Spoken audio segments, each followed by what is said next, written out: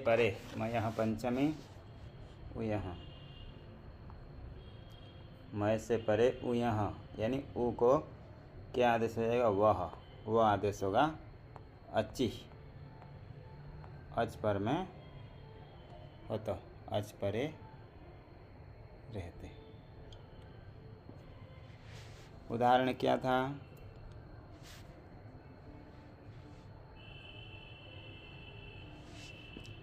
किम उत्तम, किम वो उत्तम, ऐसा था।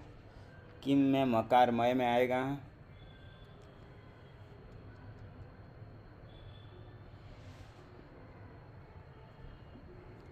मय से परे उ है, उ को क्या आदेश हो जाएगा? वह।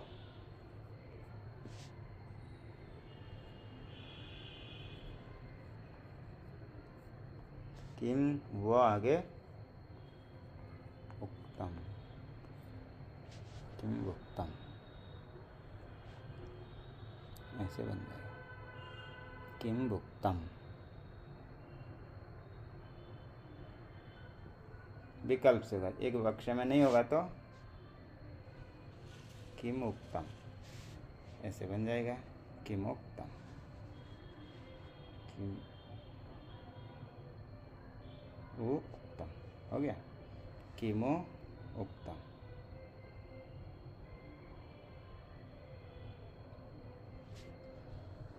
आगे अगला सूत्र। जी बोर्ड नहीं है, पेज आएगा जी, बोर्ड नहीं आया, पेज आया है स्वामी जी। हाँ अभी पेज वो कर रहे हैं ना। इको सवर्णे शाकल्यस्य ह्रस्वश्च, इको सवर्णे सवर्णे शाकलस्य ह्रस्वश्च, इको सवर्णे शाकलस्य ह्रस्वश्च, इको, इकः स्वामी असवर्ण। जी पूर्व में जो किम किम वो उत्तम, ये क्या हुआ स्वामी जी संधि होकर? खाली ऊ को वह हो गया,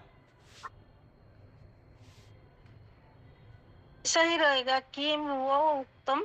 जी मिला देंगे तो किम व में ऊ, व में ऊ मिल जाएगा, उत्तम बन गया किम उत्तम, ऐसे बन जाएगा।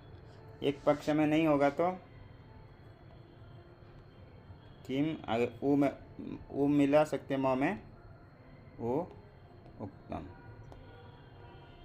ऐसे किमो उत्तम।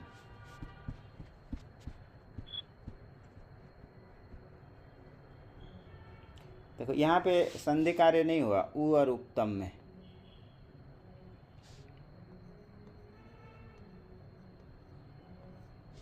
किमु ये विकल्प का सूत्र है इसलिए स्वामी जी। उत्तम नहीं, ऐसा तो नहीं है। संधि कार्य कुछ प्राप्त था यहाँ पे किमो उत्तम में।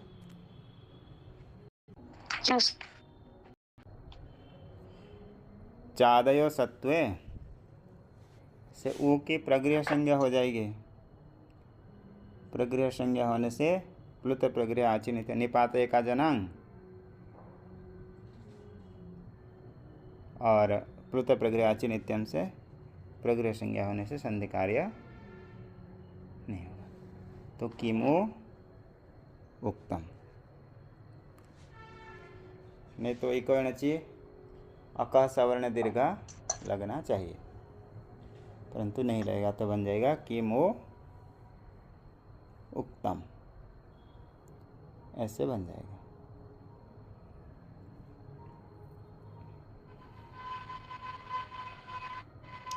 आगे देखिए, यहाँ तक हो गया स्पष्ट।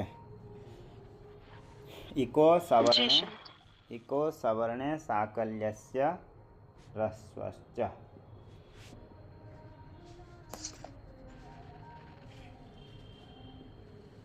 इकः,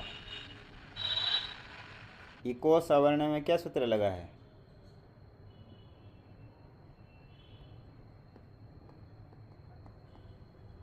इक्ची इसका सवर्ण पहले से बहुत सारे एग्जाम्पल हैं। इकह, इसको बाद में लिखते हैं। इकह में ये कहाँ से है?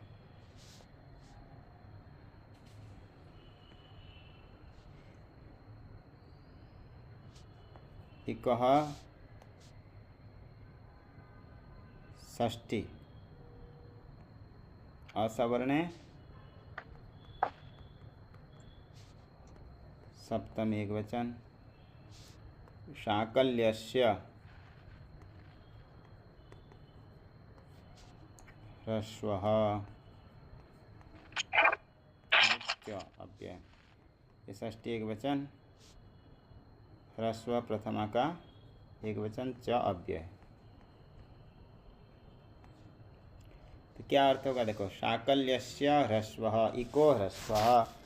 इको कौन सा व्यक्ति? षष्ठी। असवर्णे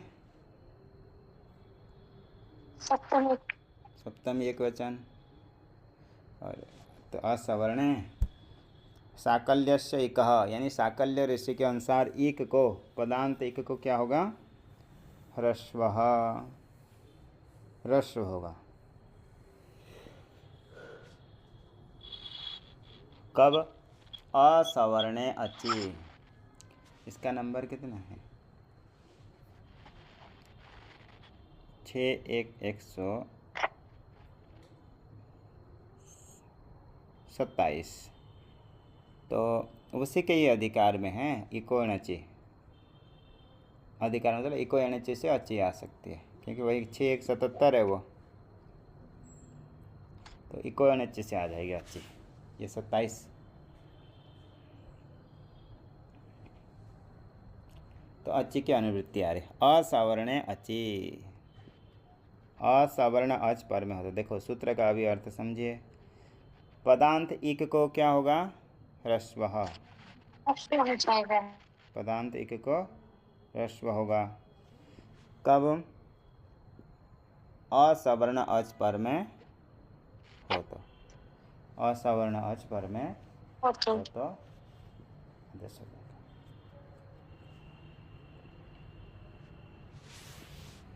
एक मिनट, थोड़ा सा ह्रस्व विधान होगा, असवर्ण अच परे रहते हैं। उदाहरण क्या है? चक्री अत्र, चक्री प्लस अत्र। ये सूत्र का अर्थ समझ में आया? इको सवर्ण साकल्य से ह्रस्व का क्या विधान कर रहे हैं? ह्रस्व विधान कर रहे हैं। किसको ह्रस्व विधान कर रहे हैं? इक को। पदांत इक को ह्रस्व विधान कर रहे हैं। कब विधान कर रहे हैं? कब होगा? असवर्ण अच पर में। जी, असवर्ण अच परे रहते, असवर्ण अच परे रहते। तो हो गया। अभी उदाहरण में देख लीजिए, चक्री, आगे अत्र, चक्री प्लस अत्र। चक्री अत्र में क्या सूत्र लग सकता है?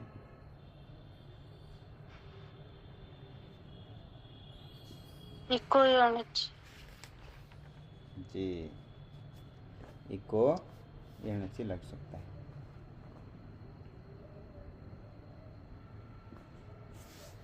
आगे, लेकिन इको एणचि नहीं लग करके ये सूत्र लग जाएगा तो क्या होगा? पदांत इक को ह्रस्वः,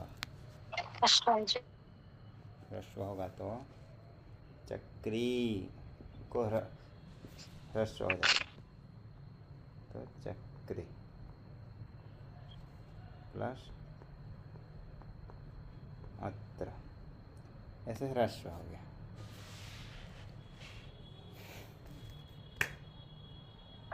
चक्री आगे अत्र। ये सूत्र सरल है कितना। पदांत इक को जो दीर्घ था उसको क्या कर दिए, जी ह्रस्व कर दिए। चक्री आगे अच्छा अत्र। चक्री का अर्थ क्या है,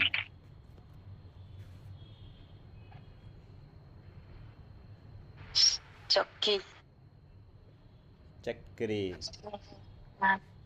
नारायण में जो चक्र धारण करते घुमाते हैं।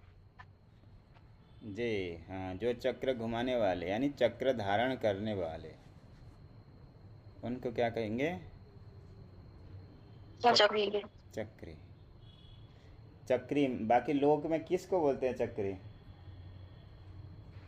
भगवान भगवान को। लेकिन भगवान भी जो घुमाते हैं चक्री, बचपन में छोटे बच्चे नहीं घुमाते थे चक्री, मतलब चक्र, उसको ही चक्री बोल देते हैं। चक्री यानी चक्र धारण करने वाले, उनको क्या कहेंगे, चक्री।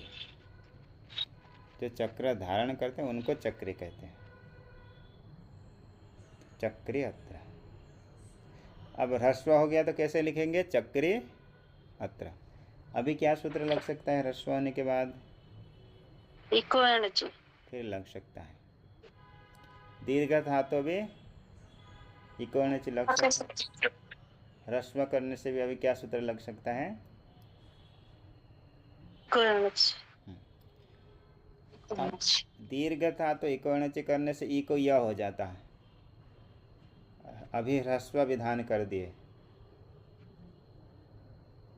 ह्रस्व विधान करने के बाद इको एनर्जी करेंगे तो भी क्या हो सकता है, यह होगा। यह हो सकता है। तो वो सूत्र लगाने का कुछ लाभ होगा दीर्घ को ह्रस्व करने से, नहीं ये तो मैं सोच रही थी। जी। तो यदि दीर्घ होकर के इको एनर्जी करने से वही होगा, ह्रस्व करके भी इको एनर्जी करेंगे तो वही होगा, तो कुछ लाभ नहीं देगा। इसलिए ह्रस्व विधि सामर्थ्यात विधान सामर्थ्यात न स्वर संधि, विधि सामर्थ्यात न स्वर संधि ही आगे दिया है, देखिए। ह्रस्व विधि सामर्थ्य अर्थात ह्रस्व विधान करने के होने से कारण होने से कोई भी स्वर संधि नहीं होगा, जैसा है वैसा ही रहेगा। समझ में आया, ह्रस्व विधि सामर्थ्य। ह्रस्व विधान करने से कोई संधि नहीं होगा, स्वर संधि नहीं होगा क्या, जी, क्योंकि ह्रस्व के ये तो उसके बाद और कोई स्वर संधि कार्य नहीं होगा। तो जी उसको है साकल्य ऋषि के अनुसार, पाणिनि जी के अनुसार चक्री आगे अत्र दीर्घ रहेगा तो इको नीचे हो जाएगा। जी, दे दिया है, देखिए चक्री अत्र पुस्तक में। तो वहाँ तो संधि कार्य होगा ना, हाँ हुआ चक्री है, अत्र होगा। उदाहरण दिया है, देखिए पुस्तक में जी स्वामी जी दिया हुआ है। चक्री अत्र 8 नंबर लिखा हुआ है, उसके ऊपर टिप्पणी चक्री अत्र से है।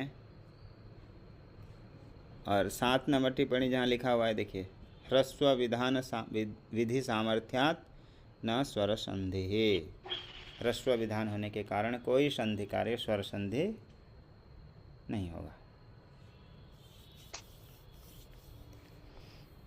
अब देखिए पदांतः इति किम, पदांत इक को ही ह्रस्व होगा। पद के यदि अंतिम में जो इक होगा उसी को ही ह्रस्व होगा।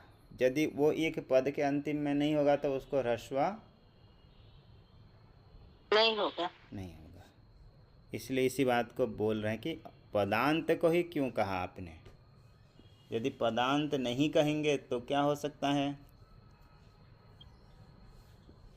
जहाँ पदांत नहीं है वहाँ भी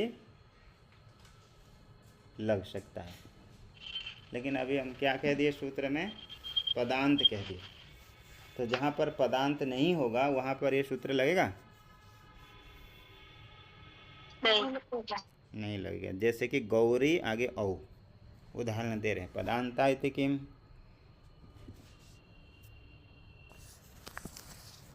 पदांत इक को ह्रस्व होता है। जो पदांत में नहीं है उनको नहीं होगा। गौरी,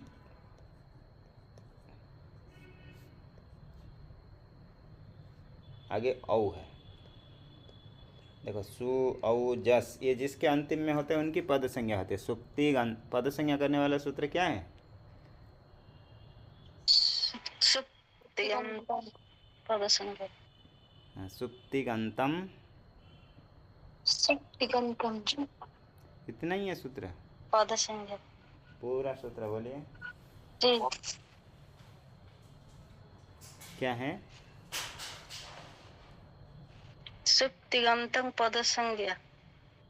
सूत्र सुप्तिगंतम पदम। सुप्तिगंतम पदम। जी हाँ, सुप्तिगंतम पदम, पदम। ऐसे सुप्तिगंतम पदम। सुबंतर तिंगंत के पद संज्ञा थी। तो देखो ये जो औ है ये सूप है, ये अंतिम में होगा तब उसको पद माना जाएगा। जैसे कि गौरी, आगे औ को एक पद माना जाएगा। सिर्फ इतने गौरी को पद कहेंगे नहीं, ये सुबंत लगने के बाद उसकी पद संज्ञा होती है। तो अभी इतना समझे कि यहाँ पे ये पद नहीं है, पदांत नहीं, पद के अंतिम में नहीं है गौरी का ई, इसलिए इसको ह्रस्व विधान नहीं होगा, क्योंकि पदांत वाले शब्द को ही ह्रस्व विधान होता है। एक में तो है इसको, तो गौरी आगे औ, क्या सूत्र लगेगा? एक बार नीचे जी,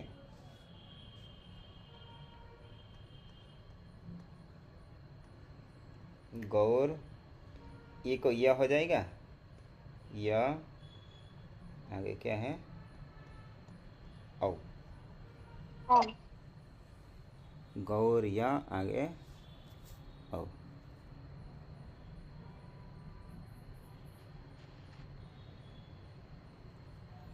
अब इसी अवस्था में एक सूत्र लगेगा, देखिए, अच्चोरहाभ्याम द्वे, अचोरहाभ्याम द्वे। अचोरहाभ्याम द्वे। अभ्याम द्वे। अच्चोरहाभ्याम द्वे।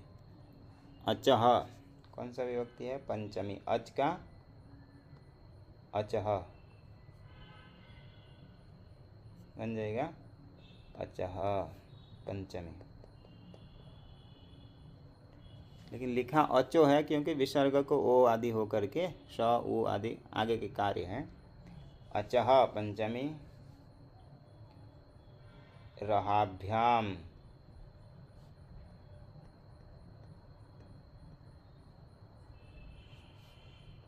पंचमी द्विवचन, द्वे प्रथमा का एक वचन। अचोरहाभ्याम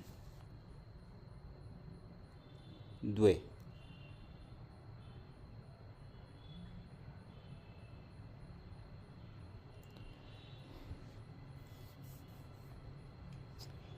तो क्या अर्थ होगा? अच से परे, अचह पंचमी,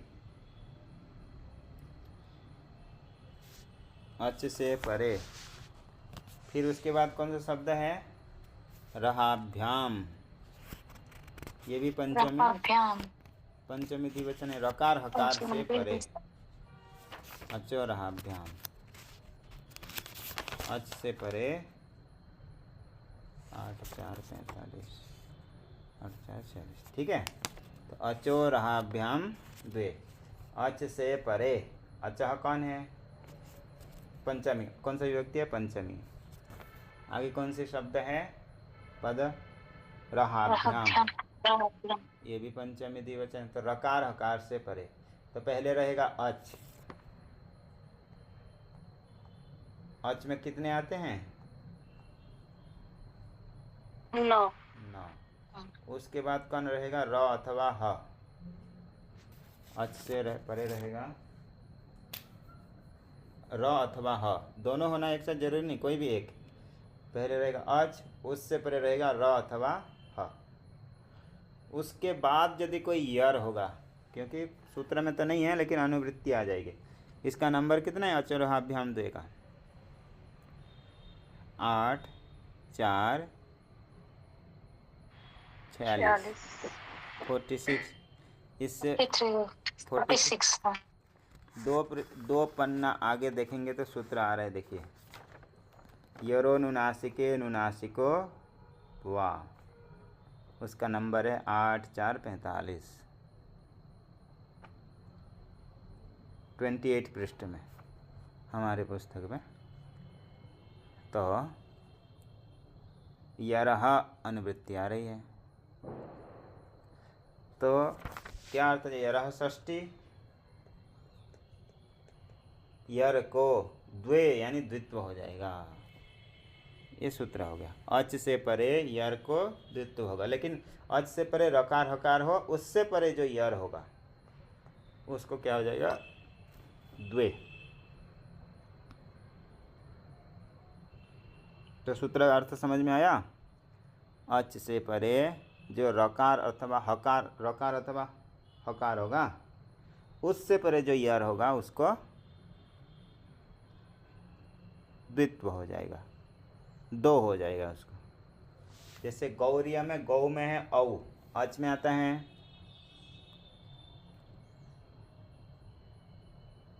उसके बाद कौन है? औ अच में है, उसके बाद कौन है? औ के बाद रो र है, उससे परे कौन है? य। तो य को क्या हो जाएगा? द्वित्व हो जाएगा, दो हो जाएगा। कैसे लिखेंगे? गौ र य आगे औ, हो गया, बन गया। देखिए मिला के लिखेंगे तो गौरियौ क्या बनेगा?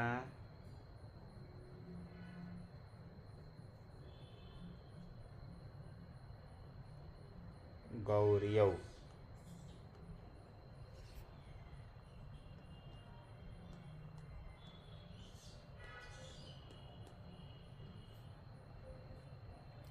समझ में आ गया? ये तो सरल है, विकल्प से।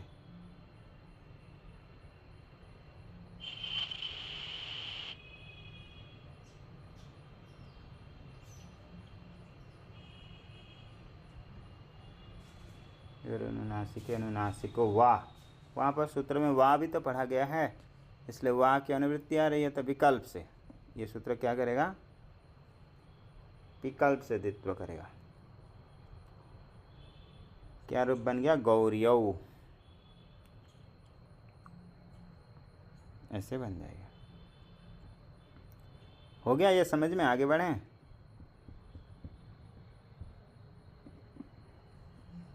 कि समझ में नहीं आया किसी को?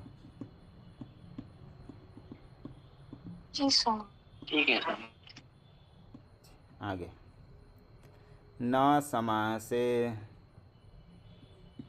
न समासे, न समासे, समास में नहीं होगा, ठीक है? समास में नहीं होगा, इतने कह दिए।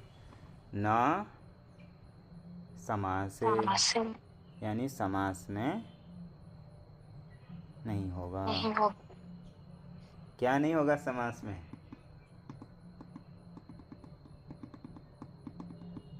स्पर्श नहीं होगा। नहीं होगा। जी, ये देखो, ये वार्तिक उसी सूत्र का है। इको सवर्ण साकल्यस्य ह्रस्वश्च, इसी सूत्र का वार्तिक है। बीच में आ गया था ये, इसीलिए अचराभ्याम दे दिया। तो ये इस वार्तिक का संबंध किसके साथ है? इको सवर्ण साकल्यस्य साकल्यस्य ह्रस्वश्च।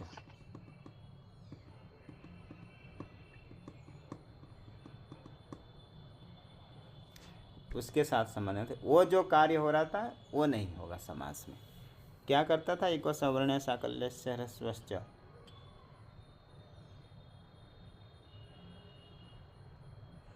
पदांत को ह्रस्व हो जाता था, अवर्ण अच परे हो तो अवर्णच असवर्ण। जी। असवर्ण अच परे रहते हैं। तो देखिए असवर्ण अच परे रहते हैं, तो वो उसका ये निषेध हो गया। मतलब वो जो भी कार्य हो रहा था वो समास में नहीं होगा। इतना ही है वैसे वार्तिक का अर्थ। उदाहरण दे रहे हैं, वाप्यश्वः। एक शब्द है वापी प्लस अश्वः। क्या सूत्र लगेगा?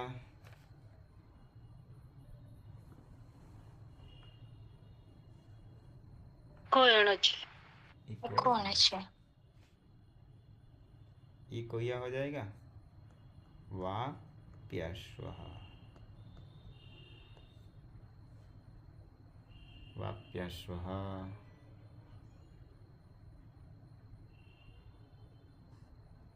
ऐसे बन गया।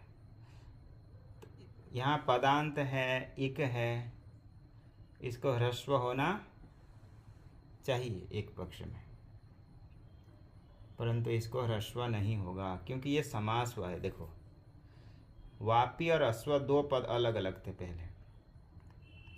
वाप्याम यानी वापी का सप्तमी में बन गया वाप्याम, आगे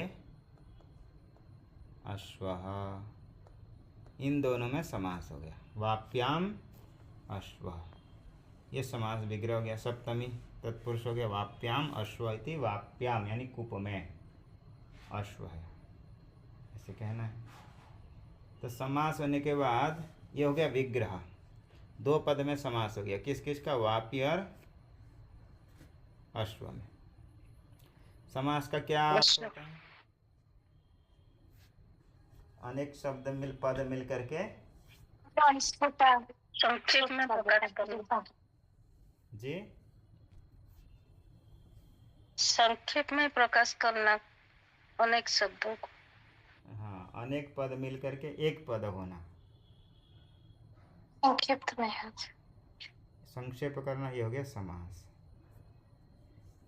तो वाप्याम आगे अश्व में वापी एक पद था और अश्व एक पद है, इन दोनों पद में समास होगा। समास होने के बाद चलो कोई भी जो भी सूत्र से समास हो जाएगा, तत्पुरुष सप्तमी तत्पुरुष सूत्र जो भी सूत्र से समास हो गया।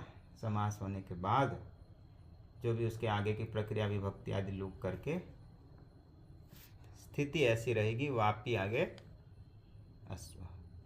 तो इन दोनों में अभी ये समास हो गया है वापी और अश्व में।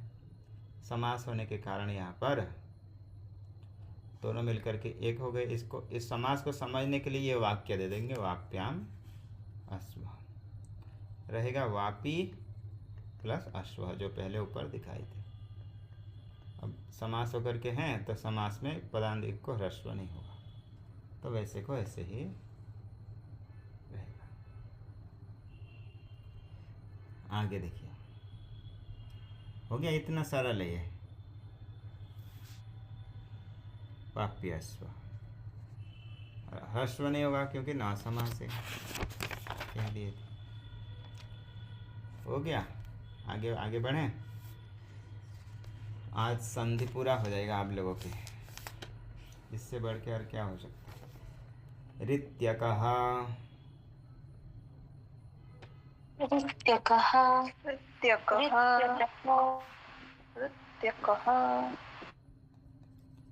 ऋति सप्तमी, ये नहीं रहेगा, एक वचन आगे अकः। षष्ठी सप्तमी यानी ऋति यानी ह्रस्व ऋकार पर में हो तो पदांत अक को भी क्या होगा, विकल्प से ह्रस्व होगा। इस उसके बाद आ रहा है ना।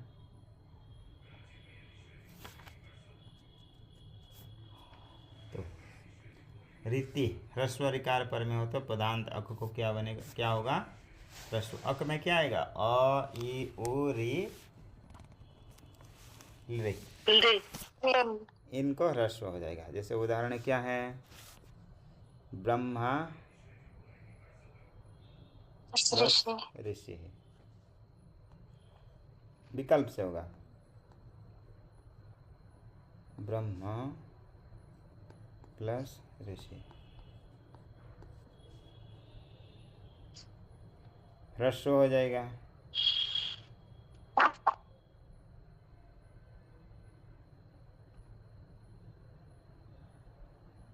ह्रस्व हो जाएगा तो ब्रह्मा, पदांत अक है ब्रह्मा, आगे पर में क्या है, ऋषि ही, पदांत अक को ह्रस्व हो गया तो बन गया ब्रह्मा, आगे ऋषि। ह्रस्व करने वाला सूत्र कौन है, ऋत्य का।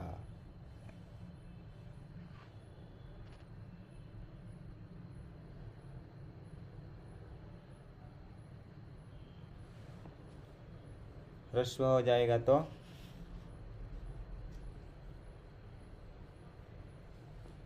ब्रह्म ऋषि। अब क्या सूत्र प्राप्त है, संधि।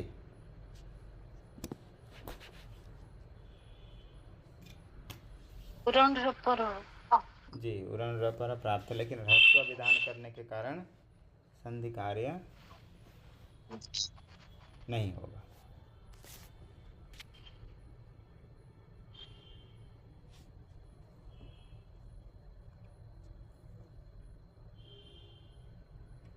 ये समझ में आया सूत्र, कि अंतिम सूत्र समझ के आलस तो नहीं कर रहे हैं।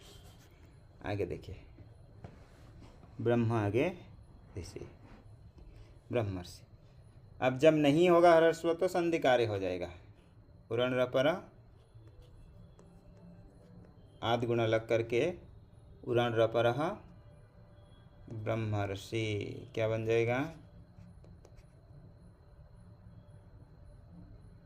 ब्रह्मर्षि। पदांत अक को ही ह्रस्व होगा, जो पदांत नहीं होगा उसको ह्रस्व नहीं होगा।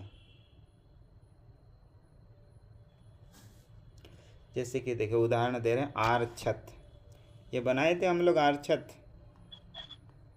जी समझ। कहाँ पे आया था, आरछती बना था।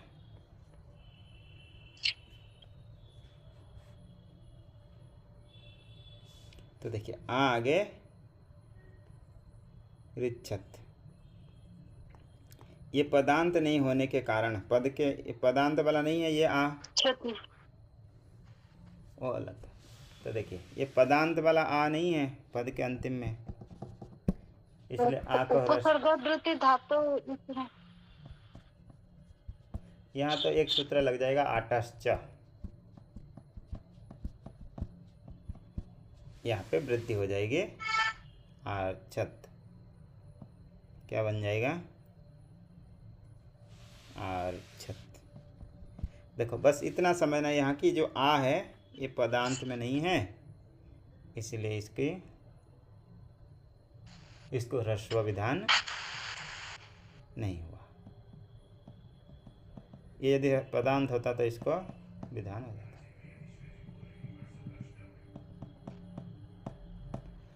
हो गया, आर्छत बन गया, वृद्धि हो गया। सूत्र आएगा आ जाएगा आटश्च, 8 से परे अच हो तो वृद्धि हो जाता है, दोनों के स्थान पे वृद्धि होकर के आर्छत बन गया, आटश्च सूत्र। आगे आने वाला आटह पंचमी, 8 से परे अच हो तो क्या हो जाएगा, पूर्व और पर के स्थान पे एक वृद्धि होकर के आर्छत बन गया। इति अच संधि, यहाँ तक बन गया असंधि। अब आपके पूरे असंधि हो गए। क्या असंधि की परीक्षा करनी है कि आगे बढ़ना है, और कौन से सूत्र समझ में नहीं आया आप पूछ सकते हैं, कहाँ समझना है अगले पार्ट में बता देंगे, आप देख करके आना। स्वामी जी आपकी आवाज नहीं आ पा रही है। आवाज़ नहीं आ रही?